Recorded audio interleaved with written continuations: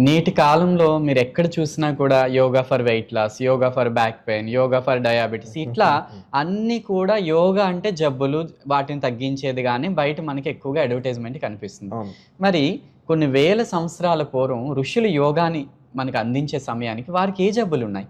హ్మ్. ఎందుకు వారు ఈ ఆసనాలు, ఈ ఎక్సర్‌సైజులు ఇవన్నీ చేశారు? హ్మ్. అంటే మరి వాళ్ళు కూడా జబ్బుల కోసమే దీన్ని ఇస్తుంటే ఆ కాలానికి ఈ జబ్బులు లేవు కదా!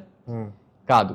ఎందుకంటే వాళ్ళ కాలానికి యోగా ఆధ్యాత్మిక పరిణితి కోసం ఉపయోగించబడ్డ ఒక మార్గం.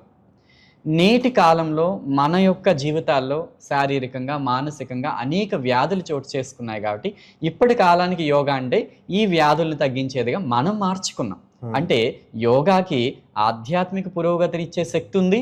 శారీరక, మానసిక పరమైన ఆరోగ్యాన్ని కలిగించేటువంటి శక్తి కూడా ఉంది.